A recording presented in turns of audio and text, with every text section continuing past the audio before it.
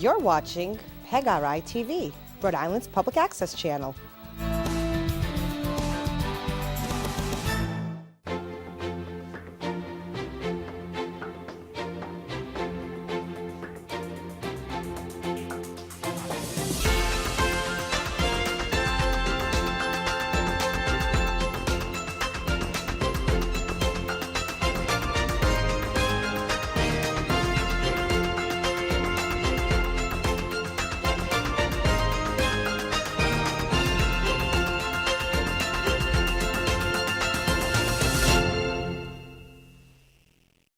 Hello everyone and welcome to Advance Rhode Island. I'm Dan McKee, the Lieutenant Governor of the state of Rhode Island, and each month we have a show that describes some of the work that's happening in our office, whether it has to do with small business, whether it has to do with municipal issues, or whether it has to do with health issues. And today we have a very sobering topic that we want to talk about, but a very important one. And we have several of the leaders that are working on the opioid crisis in Rhode Island with us today. And we're going to talk through what we're working on and ideas that what we're working on and that in the future should pay dividends, but also what's happening right on the ground today. So welcome everybody here today. I really appreciate you being here. And Scott, Mayor Avadiji, you know, once a mayor, as I was a mayor, once a mayor, always a mayor. And very interested in what's happening on the local communities, and share with us a little bit about this particular topic, and then we'll expand over some of the work that you're doing right now. Well, the opioid addiction crisis going on in Rhode Island, first of all, thank you for bringing a whole bunch of communities together with EVA to institute a lawsuit that EVA will talk about, but that's one of the ways to combat and to really go after the issue. But from a city perspective, a number of years ago, we began a pilot program through A.T. Wall's leadership at the Department of Corrections, partnering with people who are going to be released back into the community, whether they be on probation or parole, and whether they're incarcerated or they're already on some kind of home confinement, to work on pilot programs to figure out what we can do, because no one answer is for everybody. So we started looking at, was there a possibility of running a pilot Vivitrol program? So people who would choose voluntarily to be injected with Vivitrol, which is an inhibitor which does not allow the body and the brain to receive the chemical in the opioids. So if you have that injection, you basically render yourself unable to get the high from the opioid. And running that program through the Kent Reentry Council voluntarily with people who are still incarcerated gives us a real ability to then continue that work once they're released into the community. And so we have 3 health center partners, Bridgemark, CCAP, and West Bay, that have given us an ability to go out and be able to continue those types of injections when someone is released into the community. And the success rate is pretty good, and each little bit helps in trying to figure out what we can do. You have people who will go into Suboxone clinics, and this is a different venue and a different alternative for people who want to be fully clean and not have any trace of any kind of an opioid in their system at all. Yeah, so I attended a parole board meeting the other day with people who recently released, and they were talking about these things, not only the addiction issue, but also in terms of way that you have to kind of re-enter. And when we were starting to talk about shedding a light on this issue through the municipal leaders, and then you shared that story with us, it just reflects that so much that, in my own world, that the municipal leaders are doing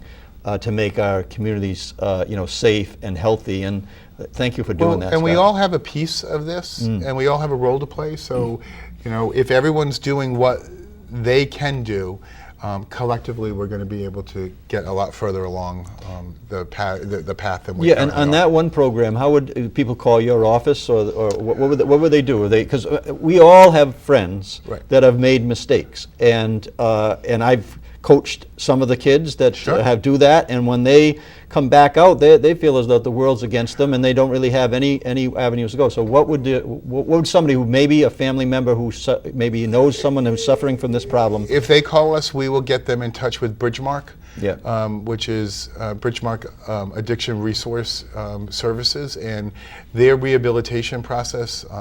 They've been operational now for probably 25 years in the city of Warwick. They used to be called Kent House.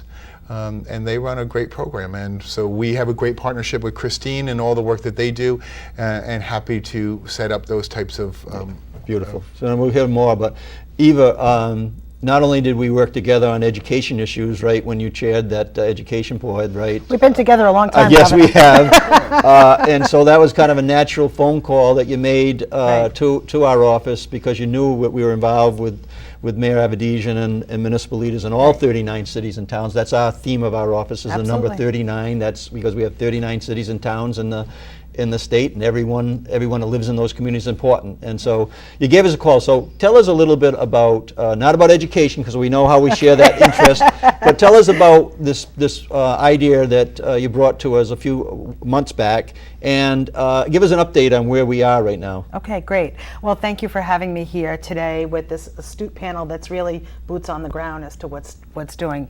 I'm the funding piece. With all due respect, that's my job, is to make sure that we in Rhode Island have the resources to fight the disease that was started, perpetuated, and really marketed by the big distributors and the manufacturers of opioids. It's as simple as that. They created the problem. So we have a coalition of lawyers nationally called Rebuilding Communities Together, the National Opioid Crisis. Tells you about what we're doing, and right now I'm representing so far 25 cities and towns. I've been going to the city and town councils and meeting with them. It's multi-district litigation to be filed in the federal court. Right now Warwick is in the queue, and 4 other cities and towns are in the queue to be filed within the next couple of weeks to file the lawsuit. And basically what it says is that the 3 big distributors, you created the problem. Now you need to fund the results so that we can actually attack the problem the way it needs to be done. And so that's what we're doing. Going city. Similar to the tobacco issue, right? Similar to that, but where it's the nice part about the multi-district litigation is it gives the power to the individual communities. So the lawsuit will be filed, the city of Warwick versus, the town of Cumberland versus, the city of Central Falls versus, so that we will be able to sit down and go over a damages model as it affects each and every community, because it's those mayors and those town councils that know the best as to the best way to use it. And then obviously on a regional basis within the state, look to our leadership at the state level. I asked Tom Codere, who's an old friend of mine, I've known for a long time, I said, let me ask you a question. The 3 big distributors in 1 year, their gross revenues were $460 billion. If you had that money to attack this problem, what would you do? And he said it'd be a game changer. We could really hit it on all fours, and that's what we have to do. So the buckets of damages are threefold. One is for the past costs to law enforcement, for the Narcan, for the firefighters, for the first responders. The second bucket is the treatment bucket. Not to set up new ways, but to fund what we already do, and we do so well in Rhode Island. As you know, we're leaders in the field, but we can't do it on a shoestring budget, and that's really what's happened. So to make sure that's properly funded. And third, and most of all, as you know, my feeling, education. We need to start in the middle schools. We need to start training children and teaching them that the drugs in mom and dad's closet are just as dangerous as the drugs that are on the street, because that's where it starts. We hear the stories, right? A young boy or a young girl goes in from a soccer injury or throws their back out, right? Or wisdom teeth. Or wisdom teeth. One of my co-counsel spoke very openly about that. His 15-year-old daughter went in and had bad wisdom teeth, and it started this rolling effect where she ended up incarcerated and had a child out of wedlock who was drug dependent, and now he and his wife are raising that child. So you hear this story in every community in our state. So I'm here to offer hope. Yes. To say we're taking it on.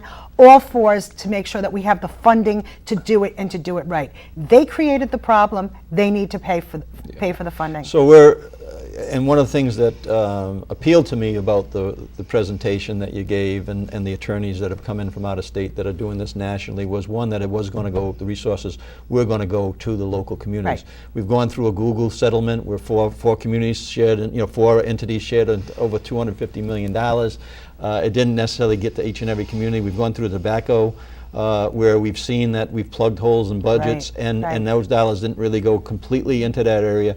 This way, knowing the municipal leaders the way I do and the leadership they provide, they will be more than willing to regionalize their Right, efforts if in right. fact that made sense. Right. They're just good leaders. They're going to do what Right. is really, so that Right. was very, very important for me to hear that that's what the overall plan was. And we're going to talk a little bit more in depth about the story that you can tell in the national story that you get Rhode Island in and position Right. our communities in a way where we know that just like in the tobacco, that the tobacco industry knew for several years that it was addictive and that it was unhealthy to smoke cigarettes, and yet that did not get shared with the general public in a way where they were notified correctly.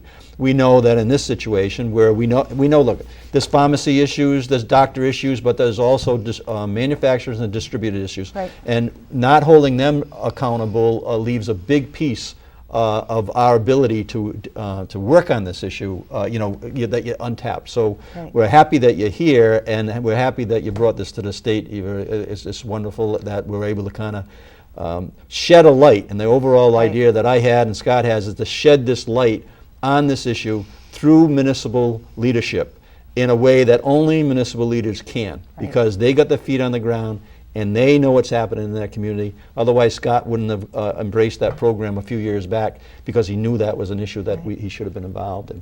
Becky, but the other part of this story here today is not only the idea that we want to try to create resources that come in down the line, but we wanted to really highlight for the public out there what's happening right now. And Becky, you bring a lot of experience to the table and now you're directing. And I'm going to get the initial. I got the initials, but could you tell us what the acronym means? Because you get the Buddha. We call it but tell us what the acronym is that you're directing, and then let us know some of the things you shared with me in our office with your staff and yourself over the last few weeks. Sure. So I'm director of the Rhode Island Department of Behavioral Health Care, Developmental Disabilities, and Hospitals. God bless you. But early in my career, actually, I worked providing direct services to individuals with opioid use disorders. And so in some fashion or another, I've been dealing with an opioid epidemic for a very long time. And I've known individuals who have struggled with opioid use disorders. I've seen individuals lose their battle. And I know how much it touches the lives of really every Rhode Islander.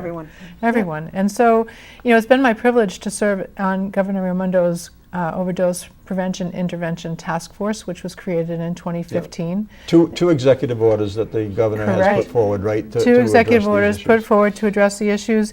And the role of that task force, which is multidisciplinary and has the right people around the table. We've got the folks that can move and shake and make differences in different areas in Rhode Island sitting at that table and took part in the planning of our strategic plan, and we used experts to come in and advise us to develop that and then implement the strategic plan. And so to your point, we're heading in the right direction, right? We're not there yet. We've got a lot of a lot of groundwork, and we've got a lot of work to do ahead of us. But we're starting to make progress, and I've been able to actually go and testify before the House and the Senate down in D.C. and talk about the work that Rhode Island is doing that's getting noticed in other states and in other places. Just last week I went and spoke with the Pew Charitable Trusts that are providing TA to other states and looking at the work that Rhode Island has done. And it's really important to recognize our successes, to capitalize on what's working, and to then move forward in other areas. And so, this coming year, we're really looking, and it's really timely to have this discussion about the municipalities, because community is where we need to move this to. Yeah, and you mentioned that to us, right? Right. So we had the state effort, and we've done a lot, but we really need to get ground level, and that means working with communities. It means working with our cities and towns. Who knows your population better than the cities and towns, and who can reach the communities in those cities and towns that are struggling in ways that the municipalities can, and we need to bring in our partners on that level. And so we have done so. We've hosted what's known as code events, when we start to recognize through data that there's increase in overdose activity in a certain area. We'll send out notices, but if enough notices go out, we say, wait a minute, something's going on in this area. We need to bring in the leaders of that area and have a community overdose engagement meeting. And we do with our partners at Department of Health, give data to the folks and say, this is what we're seeing. Do you know what's going on? And what are the solutions? And we've had really, really fruitful conversations with the leaders in cities and towns that have produced things like safe stations in the city of Providence, where the fire department is saying, hey, we want to be part of the solution. Let's offer these fire stations as places where people can come and say, I need help, I want treatment, and be able to be connected on the spot. And so those are the things that are really important. The other things that are important to us is access, making sure people know where they can go to get help. Safe stations is one of those places now, but call 942-STOP. If somebody, as you said earlier, 942-STOP. 942-STOP is a 24/7 hotline in the state of Rhode Island where you will speak with a clinician who can direct you to the care that you need, can listen to what's going on and figure out what's the best place for you to go and make that connection for you. Spanish speaking available, so it's English and Spanish 24/7, which is pretty amazing. And then the other piece that I think is really important for us to move forward with is recognizing some of the negative attitudes and beliefs of people towards this issue. And that's part of our barrier in moving forward the effort. We need to start to think about substance use disorder as a disease, as a chronic disease, and recognize it as such, and people who suffer with this disorder as not as having moral failings, but people that are in need of treatment and help. And also about the actual treatment and help itself.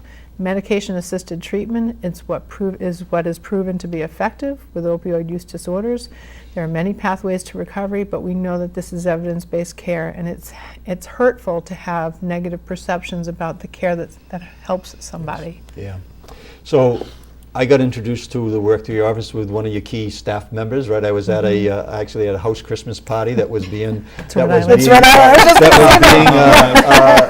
some of the state workers, and they invited me over, so I went there. I brought my bottle of wine, and we had a great hospitality. But then we started to share stories with one another, and my background as a mayor was important to kind of say, hey, we're trying to reach out to the municipalities in a way every way that we can. So your work there is very, very key and important, and one of the reasons that I wanted to make sure that the people who have their feet on the ground doing this work right now understood that we don't see this as the silver bullet, what Eve is talking about. We know that there's things happening right now that are important, that we need to communicate to the people who live in our state so that they have full access. I had one request, and we get them all the time from people, and we were able to kind of follow through with our office and put this young man who I read a note from the mom at the press conference that we had, and just thanking our office at that point in time that we had a place to actually get her son some help. But the fact of the matter is, unless you were doing that work out in the community, there would be nowhere to go. So we just want to educate ourselves as leaders to make sure that we understand everything that's happening. And when I read about different reports and national reports, Rhode Island is mentioned over and over again as being a leader in this work. I chaired the National Lieutenant Governors Association last year. I asked people to bring in their best practices when we were in Nashville last year, and they were talking about Delaware with a program like this, but Rhode Island is always mentioned. So thank you for your leadership on that, but let's keep it going. And I'm very happy to be sitting next to the funding person. So. The strategy that we're using. At Rhode Island. Yes, and we're going to talk about the facility, the bricks and mortar facility, on the second round that I wanted you to bring up, because this is an area where I think that we all should be able to contribute into. But the theory that I'm having is, one is to shed light through the municipal leaders in a way that really is bright, and then also identify things that are happening currently and let those municipal leaders know that these things are happening. Now, we wouldn't know about Scott's program, the mayor's program, unless he brought it to our attention. Now that's something that we know is happening. And when resources come in, municipal leaders are going to gravitate to the leaders that are on the ground. There's no reason that we start anything from scratch if something's going No well. reason for it. Right. And that's what we're doing. And I'll tell you my personal story after I get through here with Sean and Sue. But Sean, I got to tour the mission on Yes. Cranston Street. Yes. All right, and I don't mix politics with everything, but I'm familiar with Cranston Street because I had my campaign headquarters just up a few houses up, and I know the area pretty well. I and, know the house. Yes, and the work right next to the church, and the work that's being done, God's work is being done in many ways, and we're not saying here that somehow that the people that you're working with, and I'm going to ask you to explain that, are the only people in this that are having problems with this, meaning the poor and minority and people who are somewhat underserved. But we know that many people that end up where you are, started their lives in a different spot, right? And they end up being there. So, Sean, tell us about your mission and give us a little background, because when I met with your son and at Tony, right? Yeah. Yes, yeah. At the mission a few weeks back. He had a great many things to say about how you got to where you are and what you're working on. So share that with us, please. Well, how much time do we have? I mean, we got a good hour here, so you take your time there. We'll get back to it. We're fortunate to have been called to Rhode Island. This is my third rescue mission. It's the first one I ever started. My wife and I came from upstate New York in 1999. And started the rescue mission down on Cranston Street. And rescue missions are a little bit different. They are a non-denominational Christian ministry. But that being said, it's more of a place where I tell people we're kind of like Switzerland. You leave your denomination in the trunk of your car. It's more about reaching out and being the hands and feet of the Lord to help people versus I'm right, you're wrong. In dealing with people in trauma, in dealing with people that we see every day, it's not about right and wrong anymore. It's about what can we do to help you? We have a certain way of doing things. Now, that may work for you, but if that's not your thing, where can we get you to help you? I say to people, I've got 4 kids and 2 boys and 2 girls, and I look at the homeless and the addicted that come see us and the kids in our youth ministry program out on the street that I see. And all these people were somebody's child, and they all had dreams. Like when we look at the addicted that come in with opioids and heroin right now, fentanyl, it's crazy where we are. But every person that comes to us never said in career day, what do you want to be when you grow up? And Julie raised her hand and said, I want to be a lawyer. And Juan raised his hand and said, I want to be in politics. Nobody raised their hand and said, I want to be a homeless drug addict. My point is that the people that we see, they never wanted to be where they are. Something went horribly off the rails. Something's off track in their life. And so we look at it from that position. What can we do to help you? What can we do to help you identify that? And most of the folks that we work with come from the streets because we run a daily feeding. We do 7,000 to 10,000 meals a month. We got a good kitchen and we shelter 70. How many meals a year? 7,000 to 10,000 a month. Yes. Is what we're providing, and we shelter close to 100 We have overnight guest accommodation for emergency services in our programmatic housing and our continuing program, our resident assistance. It's probably about 100 to 125 homeless men and women every night are part of the mission. And so we're fortunate, but most of the folks we deal with have burned a lot of bridges.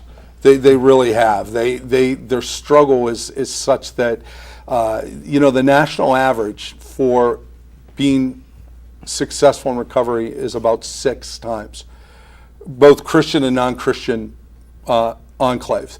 So if that's the average, some get it in 1, some get it in 15, some never get it. And we see that a lot. Where we are, this is the baseline of a lot of people die. And we're very, very focused on that. Is what can we do to keep you alive, to help you, to get you through. And so that's what we do. So everything we do that with a gospel flavor. There's no doubt. There's nothing wrong with that. No. Works. Yeah, but I must say, so I'm a minister and we preach the gospel every night. We have a chapel service, but that's no requirement to come on our program. You just we don't look at you and say, well, you're not a Christian. Sorry, you're dying. Yeah. You know, that's, where's the love there? I mean, that's, you know, if we're going to talk about the Lord being of love, that's. So when I visit, on the visit and the tour there, I actually met a friend that was there that was working on something in another community. Yeah. And also one of my neighbors came in to give the Bible hour. Yeah. He goes, you know, donates his time, He or teaches. contributes his time, and Yeah. teaches once a Yeah. week. So you're a place that people can come to, right? Well, yeah, all and- walks of life. And Absolutely. I trying mean, to we're getting address people, this. I think, to identify with what I'm hearing from the previous panel. You know, 10 years ago, we were strictly homeless people getting out of prison, people walking the streets coming to the program. Now, we're getting phone calls from family members, I might speak at a church. What can you do to help my son? What can you do to help my grandson? So it's crossing barriers. I think one of the biggest appeals for us is that we don't charge for our services, and it's a one-year program. So And you're not government funded. no, we're 100% privately funded. But so that 1 year, it's a holistic year.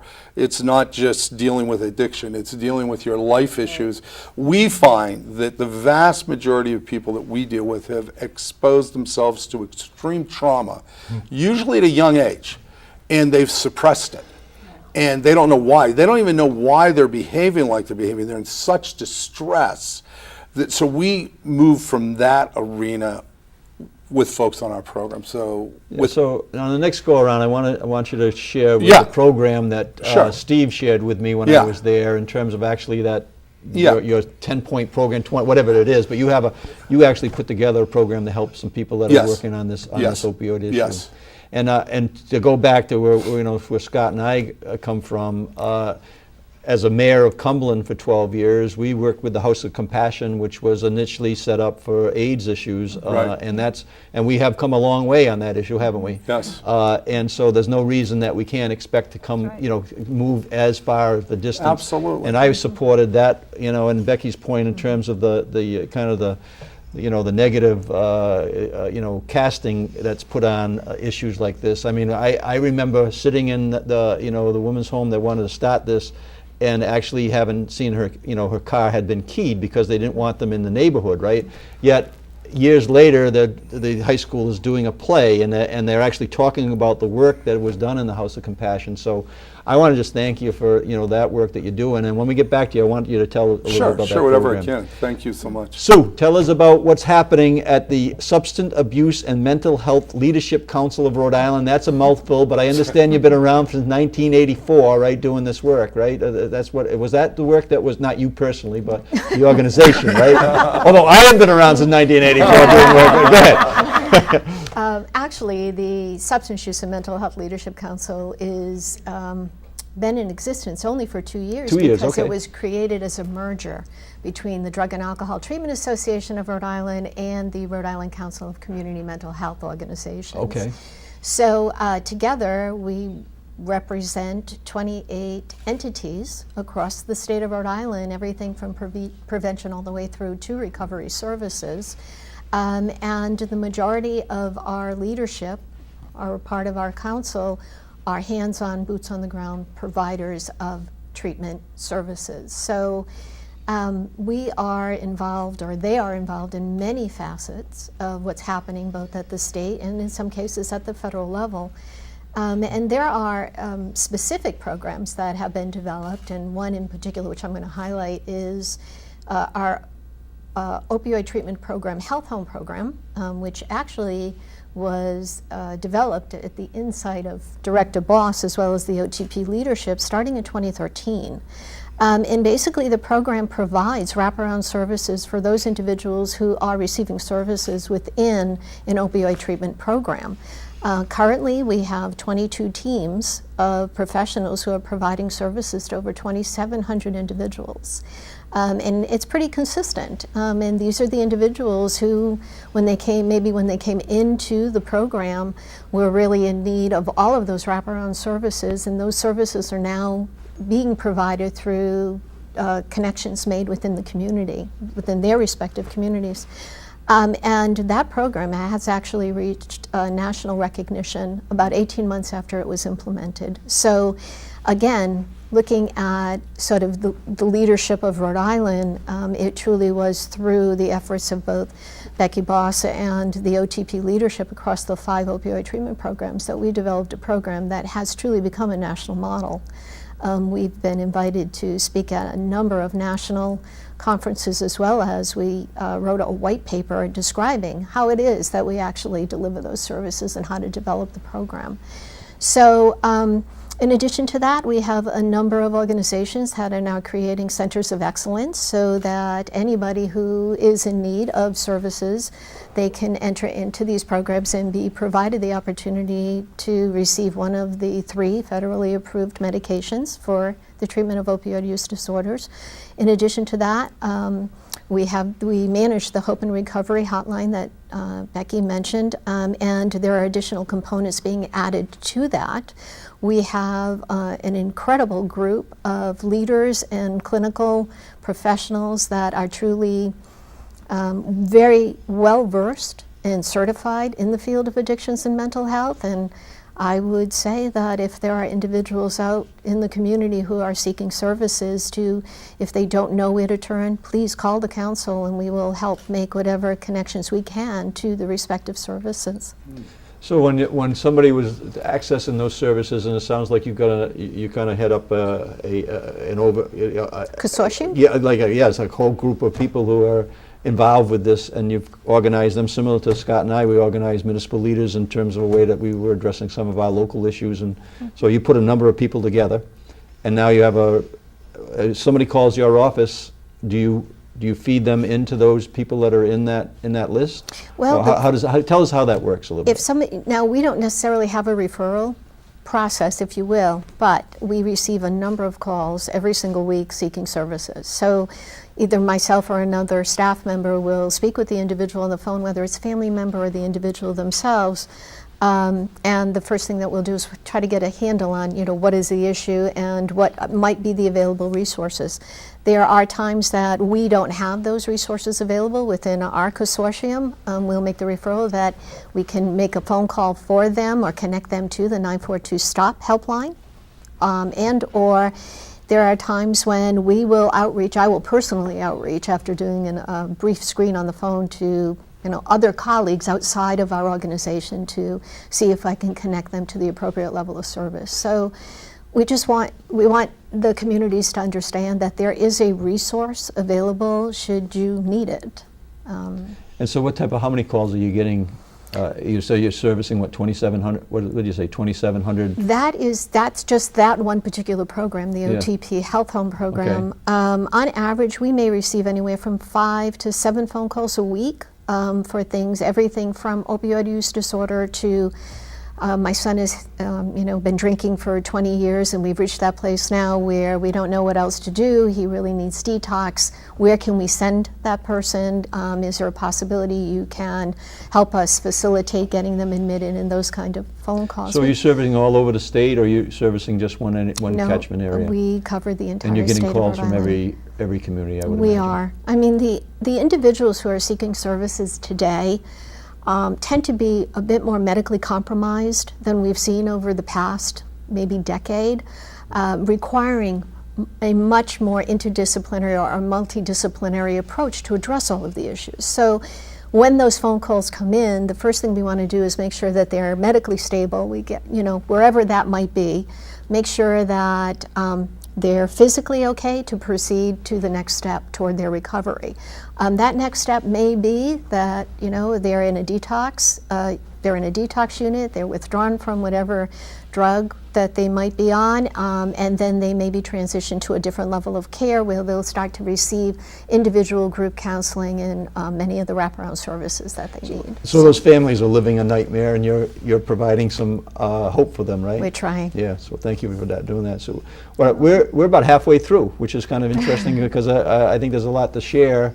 One of the things I wanted to do is go around quickly again, a minute or two, and then open us up to a little bit of a conversation in terms of, discussion on where the next steps are and where everybody can be helped. But I know that one of the impressions that I had as we're working on this was that personal stories kind of stopped flowing in, Scott, and as a mayor, I'm sure that you have, but I was in 3 different instances. One I just shared with you about the mom with the son sending us a note saying thanks, but also it really hits home, right? Because we're in a group of business owners in my office, and one of them wasn't there because their son had died the night before, and they gave me a letter in terms of describing the fact that that more has to be done, and actually this individual had the courage to say, when I catch my breath, he didn't use it exactly that way, but when I kind of get my feet on the ground again, I want to be involved in this. So you're going to get some champions of we got to make sure that we're involved in that. And Eva's talked about a meeting she was at yesterday, or taped yesterday, right, that has done exactly that. So I think it's important that we, that we put a little personal face on this, Scott, a little bit. I'm sure that you've had similar situations in your community as well. I'll tell you, I've been mayor 18 years, and in all that time, never really was actually fearful of something happening until just a few months ago. On the police radio, I heard the words "officer down," which I've never heard in all the time I've been mayor. And we had an officer and a worker from the Providence Center, one of our mental health workers, go out to do some outreach to a homeless person living in a tent at the Community College of Rhode Island. And the officer and the mental health worker were exposed to fentanyl, and both of them went down. And so that really was something I was not prepared to hear over the radio. And by the time I got my phone and the colonel said it's not as bad as it sounds, it's still bad, we ended up having to take those 2 people to Kent after administering Narcan on scene, and they were held overnight on a Narcan drip because the fentanyl was so strong. And when you sit to say, here's somebody just doing their job and going the extra mile to talk with somebody about getting into some kind of service to deal with their addiction issue. And the strength of the chemical was so great that it knocked 2 people out for a full day. Something that this man is voluntarily ingesting, you understand how grave the issue is and how serious it is. Yeah, and I think as a mayor, I was, years back, I was thinking that the main thing was this knock-on, make sure that our officers had this, and police and our rescue, but this has been growing at a rapid rate, right? And we really need to kind of address that. Eva, share with us a little bit more about what we can expect in the process of, the resources that we're very hopeful are going to come to our state. Well, we're fighting for every one of them, and I think it's very important that we have shows like this that are on in every city and town. And I'll tell you why, because the face of opioids has to be real to people. And that goes to your position, Becky, is that it's not them versus us, it's all us. What I was most moved by, and having gone now, I kind of feel like a mayor because I've been at town councils in cities and towns. I loved it. It was boots on the ground. It was real. It was just, but every single place I went, we were in executive session a lot of places first, and people would share their personal stories. And you know what? They look just like my family, like you. I have 5 children. I got beat you by 1. But, you listen and you talk, like looking at that panel, and there's 2 moms and 2 dads. And afterwards I talked to one of the moms. She said, people look at me. And she was a very attractive, blonde, white woman.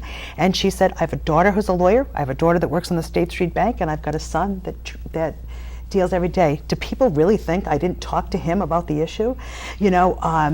As an affront, because that's what we have to dispel. And I think that's why we're all talking about it, is because it's not the opioids of 20 years ago. It's not the people coming in off the street, those people. Now it's kids that are getting started. And kids, I just want to share on one of the reports I read, 163,000 kids in the country right now between the ages of 12 and 17 have some form of addiction to these prescription drugs. Incredible. So that was in a report that listed out Rhode Island very positively, but that takeaway to me with my work in Boys and Girls Club work and that type of thing just hits home. Yeah, and so that's something that it's important that we talk about, because eventually, if we're not able to settle the case, these cases are going to go before a Rhode Island jury. And the more people can can get rid of what they see or what they like to see, what their blinders on, right? That it's those people and not us people. The more educated people can be, not only on the opioids themselves, but the background part of it. I love the wraparound approach, because nobody says, I want to be addicted, but also nobody says, this is my drug of choice. There's a mental health position. There's a traumatic part. There's all kinds of other things that we know that's part of it, and that all goes into the element of damages. The positive thing is our national coalition, our group, Archie Lamb, who I know you've met, and Jim Magazine, and the Levin Papatonio firm. They're looking at Rhode Island because of what we've done in terms of putting together for the court a national model for the treatment aspect because of what we're doing. So I like that. I'm glad they're listening, that they're going to put the... Well, Governor, I'm telling you, you're a little shy about that issue. But I think that that's important as when they see what we're able to do on a small scale. And like I said, as I'm just sitting there talking and listening to what you're doing, it's fabulous. But I'm saying to myself, what would happen if we had triple the amount of people? Sure. And we could do immediate rapid response, what have you. And that all takes money. It takes people trained and on the ground and being ready to respond. So that's what we're looking at in terms of what's happening. And the education piece. Look what we have done with, it's almost comical when you look at some of the stuff on alcohol. I can remember, having a glass of wine at the kitchen table and my kids were like, Mom, you can't drink. And I'm like, well, what do you mean I can't drink? Well, we learned in school. And I'm thinking, oh my goodness, my grandfather's rolling over. Little Italian guy with his homemade wine, right? But it also showed that they had an insight into something that led to the conversation, so then we could have a conversation about responsible use. And the danger of opioids is there is a place for them in society. Unlike tobacco, unlike asbestos, unlike lead paint, there's really a place for opioids. People that have end-stage cancer, people that are really in chronic pain. Yeah, so they mention need that too, them. because when some of the posts that we're getting, Sure. in communication, It's you're very trying to take frightening. away. I need that. Right. I need that pain relief. Right. Are you Right. trying to take away that pain Right. relief? Are you Right. trying to structure something that's going to make it impossible for me Right. to get to access that? That's Right. not the intent. No, it's not, Governor. And that's why it's a surgical strike. I mean, it's a surgical strike on the distributors because their job was to look at what the manufacturers were doing to prevent them from doing a big push. So what they're doing is using the data that you have as to where it is. So you're using it in treatment. They're using it to say, let's send more drugs there. So tell them about that one county. Oh my goodness. Well, Because that really throws it into a different light for people. well, let me tell you something. I don't have to tell you West Virginia facts. I can tell you Rhode Island facts. Okay. The opioids in Kent County, 71 prescriptions for every 100 people. That's the CDC statistics in 2016. I carry these with me. I carry them in my pocketbook because if people have questions about what I'm doing, they look at it. But in West Virginia, that's exactly what happened. In 1970, Congress knew that there was a problem, that this was a powerful drug. So what they did is they created this class of distributors. And the three big distributors joined together, and what they did is they used the data to target. So they were supposed to be the gatekeepers, and instead, they were the drug dealers. Right. And they protected it. In West Virginia, it's amazing when you look at the numbers of how many pills per person. It's something like 25,000 pills for every person or something like that in this one little town, which is where the very first lawsuit was filed in. So, it's just the opposite of what they were supposed to do. And everybody said, well, why would they do that? Do you really think they're trying to kill people? I say, well, let me ask you this question. I'll tell you why. $460 billion in revenue in 1 year. Doesn't that just say it all? Right. Yeah, Doesn't that just before, say it But all? when you hear things like that, it's not a question anymore about how do we regulate, what do we do. That's a question of something needs to change because there's just an overall glut and too much on the market. Right. And we look at it from the perspective of people that are in chronic pain and people that are in end-stage cancer deserve it. And that's what the drug was set up to do. That's not what we're talking about. We're talking about the glutton of what's happening out there and the fact that it's prescription so that even parents don't understand. So your child goes in to have their wisdom teeth out at age 12 and they're given a prescription for Vicodin. okay, well, the doctor gave it to me, right? Well, if that child has a proclivity to drug, I mean, I'm learning a lot about this medical stuff, you know? And as I have for the last, I've been doing personal injury work for 35 years, so I feel like I play doctor on the side. But, you know, looking at the research, it's fascinating because that child has a dispensation that nobody knows about. Yeah, so the dentist gives them the drugs. It's prescription drugs, you know, and then it starts down this slippery All slide. right, I'm holding you off for a second. I got 15 minutes here. I'm sorry. You're doing good. We're going to get back to a little discussion, but I wanted to, you know, we're doing things, and one of the ideas that you talked about was trying to put together some sort of a center. And tell us a little bit about that, and a public-private partnership strategy, which I think is a good idea, but some people don't, but I think it's a really good idea. So tell us a little bit about how you're going to make that happen. Sure. So one of the things that we hear from people is they don't know where to go to get help, right? We've got a hotline, and we've got people that you can call, but it seems like the behavioral health world is really hard for folks to navigate.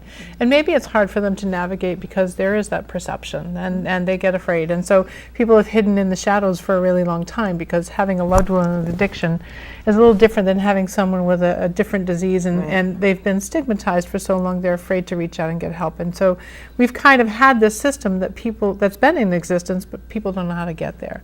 And they don't know how to access it, and there's not a 24/7 response. So what we would like to do is create what's known as BH Link, and create a center, a bricks and mortar center, where people can walk in at any time of the day and say, I need help, or I have a loved one that needs help, or I need to be able to get to treatment and I can't get there and I don't know where to go or what to do. So actually have a place that's not an emergency room, that's not, you know, not a frightening place for folks to go. You don't have to be transported by an ambulance, and hopefully you don't have to be arrested either to get the help that you need, right? So somewhere for, you know, EMS or police or just walk-in folks can get to somewhere to have access 24/7 to a clinician, be able to be stabilized and connected to the care that they need right then and there. And we've secured grant funding for it, federal grant funding for it. It's in the governor's budget to help fund this, but you know, we always need more money, and there's not enough, I don't think. We're building it, but we certainly need additional funding to really sustain. Right. Well, you've And got a so- vision for this. Right. and There's absolutely a and that's vision the for thing it. that we need to be supporting, people who have visions for the you know, the strategies. That's right. So do you have a time frame for when this all going to happen? Because you kind of, you know, So- visions, dreams need to have deadlines. Go ahead. So we've actually, we've put out requests for proposals for the grant money, as well as the funding that's in the budget to develop the initial stages of BH Link, and working with our partners at Medicaid and through commercial insurers to make sure that when they're providing these services, we're able to be reimbursed. We are hopeful for a May 1st start date, actually, and really probably more likely to have a June 1st start date.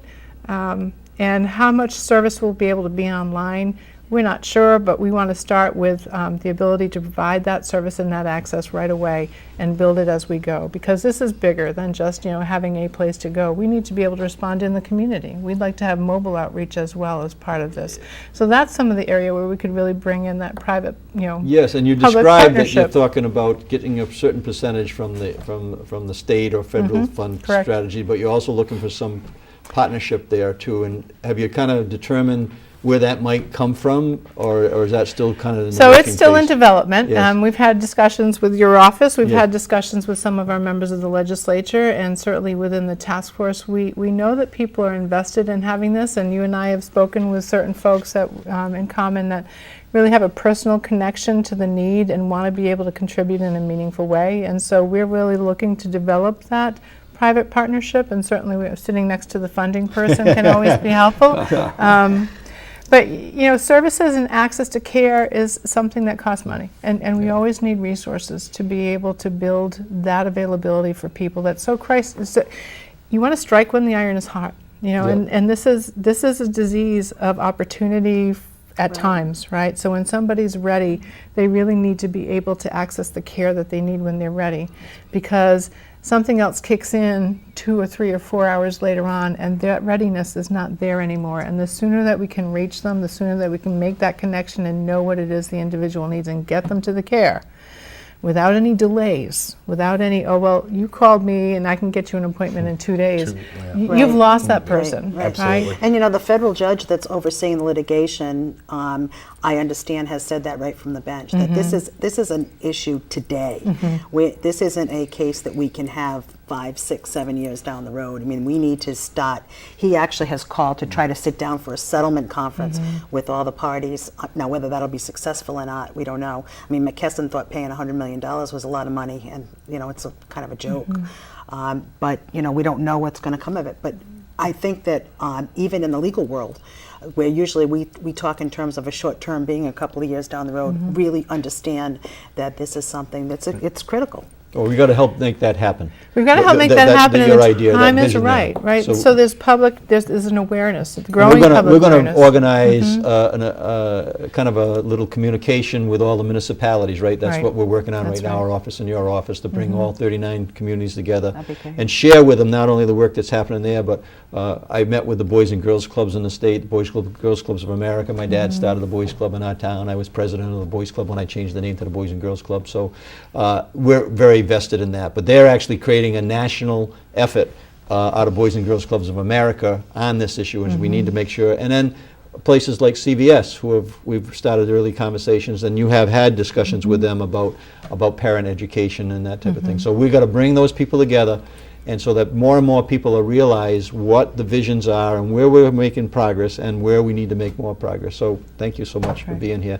John, give us a 3-minute overview of that report that Steve gave me this when I was at your place Right. there, and he talked about this rehab program. I don't know what you're going to term it, but something like a rehab Yeah, I mean, strategy. we take people, I mean, I'm listening, and I think it's critical. I think Becky's right, so much so that, when you're an addict and you're struggling, when you need help, you need help. You can't wait 2 days. You can't wait 3 days. You could be dead.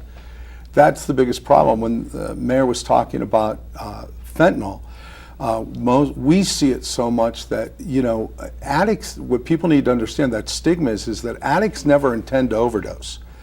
That's never the intention. The intention's just to get high. But with the fentanyl crisis out there today, and where we are in the West End and South Providence, it's real. You don't know what bag of heroin is going to have the fentanyl in it. They actually put fentanyl in randomly because the addicts, when somebody dies, thinks the high will be more intense. I know that sounds twisted and I know that sounds sick, but drugs are sick. Dealing drugs are sick. So we see that every day. And so when folks come to us, we try to be responsive right away. They can stay with us until they go through the process. They don't have to leave. And so when they come on to our program, it is a Christ-based program. We do deal with a lot of Bible studies, and we dealing with life that way. But we also deal with this idea, and the 12 steps, AA, NA. You go back to the 1930s with the Oxford Group and Bill W. and Dr. Bob. They were very much into a spiritual component into recovery, and I think that still has a place today. We may not be the spiritual component for you, but that's okay. There's different places, but we try to develop that closer relationship with you and God. And so our counseling process is really using a biblical-based approach for you to start understanding that one of the things that has kept you in addiction was this trauma that you've been hiding in your life. What happened to you? I'll talk to somebody, they'll come in and I'll say, how was your life? And they'll say, well, it was good. And I'll ask just a couple of questions. I'll go, do you know your dad? Well, no, I never met him. Did you grow up with a mom? Well, I didn't see her much. But life was good. You see what I'm saying? They've suppressed the issues so deeply that trauma, the women that we work with, sexual abuse, human trafficking, the addicts, the women that we deal with, they talk about being raped. Like you and I might talk about, hey, I'm going to Dunkin' Donuts, do you want extra cream in your iced coffee? It's that baseline because it's so deeply suppressed. So our goal is to help them realize that you can trust God to deal with that, because most of them have lost trust issues because people they were supposed to trust, parent people, have abused them, have hurt them. So that idea of trust, being able to trust somebody, that's so far off the map. And so we work on that. We work on that with counseling. We work on that with mentoring. We work on that with career training. The whole idea is that we have some steps here that if you are teachable, and that's the thing we ask our folks is you don't have to be anything but teachable. Today, just today, are you teachable today? And they'll go, yeah. I'm like, you can be teachable today. We go, yeah, great, come on in. Because it's a daily thing. It's not a life thing. You can't look at somebody and say, oh, well, for the rest of your life. Yep. You can't handle that as an addict. The rest of my life, I can't stay clean today.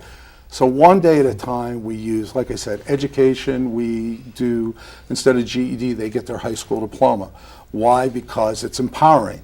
High school diploma is more empowering than a GED. It just is. Career training. We have some of the most successful business people in the community come down every week and teach about being successful. You know, most of our children are successful because it was taught by their parents. And I would dare to guess that everybody here would say the folks you encounter, a lot of them have a parental disconnect in their life. And so we reteach that. So we have folks that go to college. Our best one, I had a guy that came on the program and you know, and it was just fantastic. He did our program. We had a business person, ran one of the more successful hedge funds in the nation, contact me. He was here in Providence. He says, I want to hire somebody. He goes, it's just to get coffee and it's just to get sandwiches. And this guy had a love for business. He hired him. He ultimately became an analyst for this hedge fund. So he went from being a homeless street addict to being an analyst for a hedge fund. He marries a doctor. They own a house in Rhode Island. And they're doing fantastic. So I look at things and I say, it doesn't matter if it's the mission. I have a great respect for what between these two ladies, what they're doing, what the mayor's doing, what he's doing. It's a team effort. It's absolutely It's a team effort. You know, I mean. So we just got a couple more minutes, but I wanted to kind of go over some of the things that I'm reading where some funding is a very important issue, right? In terms of trying to find the way to do the funding. Nationally, there's money that I think in the federal budget right now, according to what I've been told by Senator Reid, Senator Whitehouse. But the Affordable Care Act, I just happened to see that could impact. If that was changed dramatically, what would that mean for the work that you're doing? Well, I think what would end up happening is we'd find a lot of individuals who currently have insurance no longer have insurance, and as a result of that, if they can't afford to pay for treatment out of their pocket, they're not going to receive that treatment.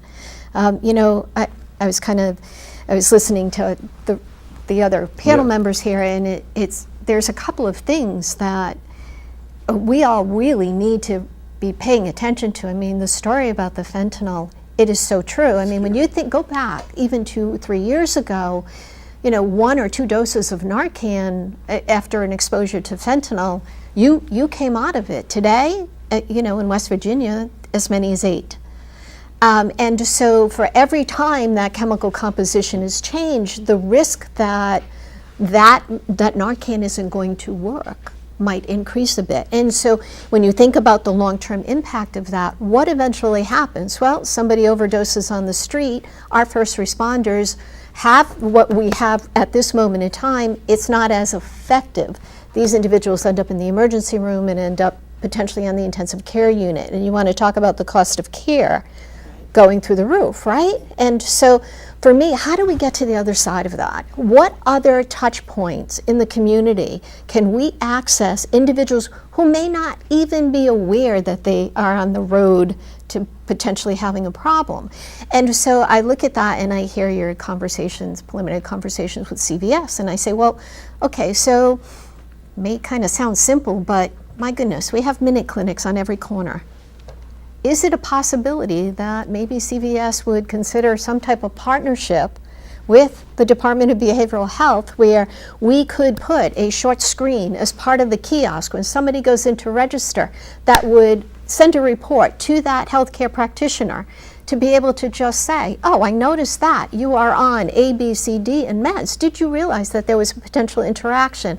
Or is there a family member? Or you need to be careful about how you store that. I mean, are there other touch points that we can access that we haven't thought about yet. And I don't know, but Yeah. that, for me, that's, Well, we really need to keep on this conversation Yeah. going. This hour went very, very fast. It And did, it I'm did. sorry that we weren't able to get open to more of a discussion, but when we get together on that meeting, we're going to really have some players there and just do our part to communicate exactly what you're talking about, Sue, and bringing in public-private strategies here, communicating. The more we can communicate to families, the Absolutely. better that we can possibly be. And that's our worst nightmare, isn't it? That we would have a family member that would actually get trapped in a way that they weren't even expecting. That's right. And That's and the right. fentanyl issue is just a new word for me. To tell you the truth, it's cropping up all over the place. And Scott's story was, it just says how dangerous it is just to be around it. So, anyways, we're wrapping up here. I want to just thank everybody that listened in and watched today's show. Everybody here today will put up information so you can contact them. Thanks for joining in on Advance Rhode Island, and let's keep working as hard as we can to shed a light on this opioid crisis in the state so that we become a state that's not dealing with this issue. Thank you so much.